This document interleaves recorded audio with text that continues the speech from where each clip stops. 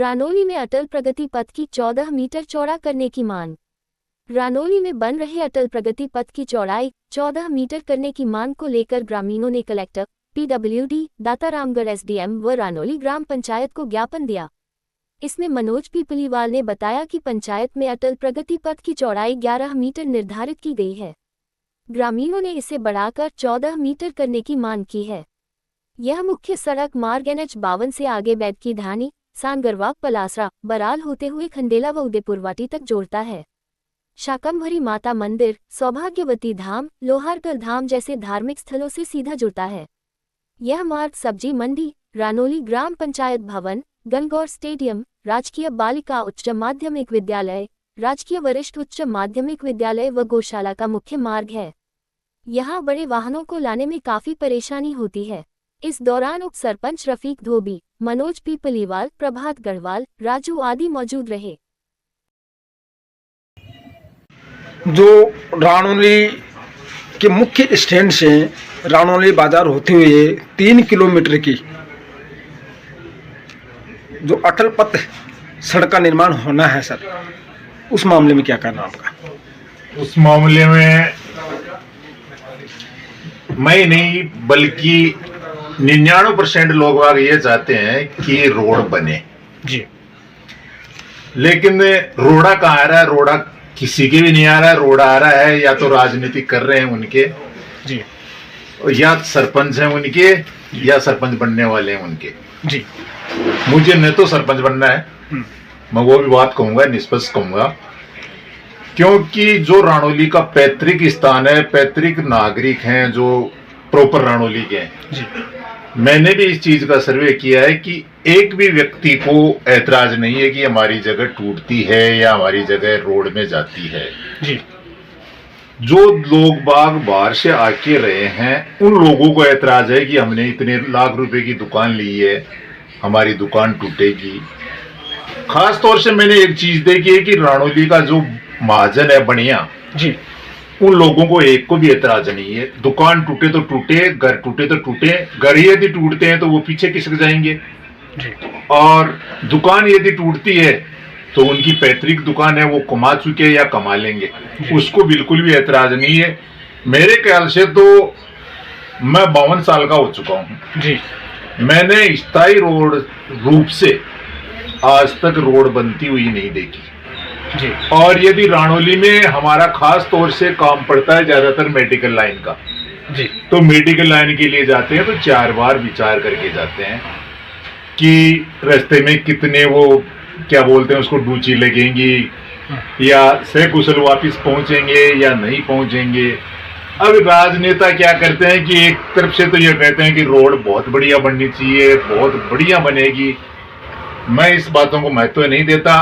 Government को एक तरफा एक क्षेत्र अधिकार है, वो चाहे जितनी जगह ले सकती है और उसको उतनी ही चौड़ी रोड बनानी चाहिए जितनी DPR में सेक्शन है जी।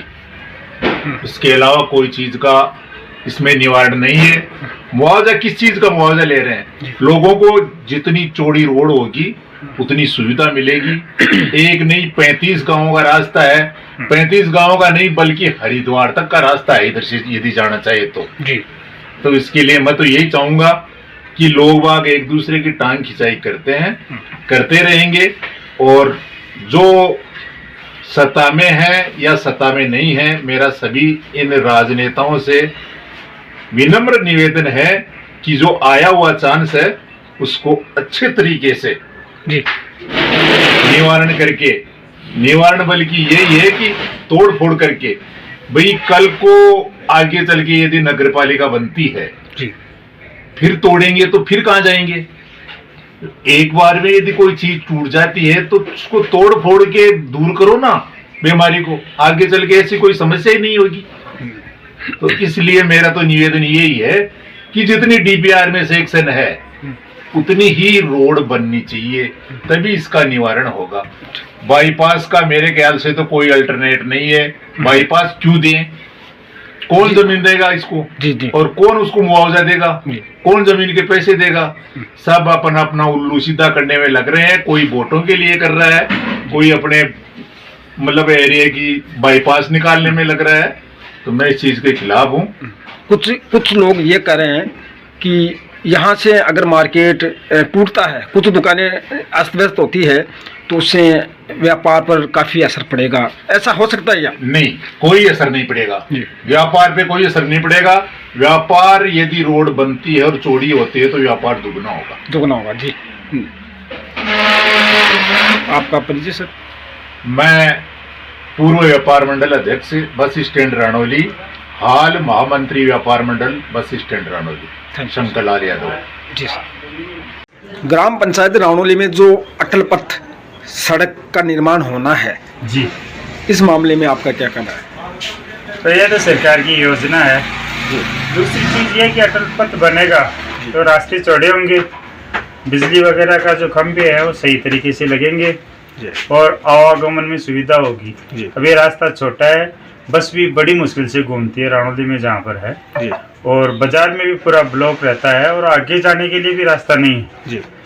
तो मैं तो यही चाहता हूँ कि वो रास्ता खुले, अटल पथ अच्छे से बने और पूरी लंबाई और चौड़ाई के हिसाब से जो स्टैंडर्ड मानक है उनके हिसाब से उसको बनाया जाए। वकील जी, सुनने में आया कि कुछ व्यापारी इस मामले को लेकर विरोध कर रहे हैं,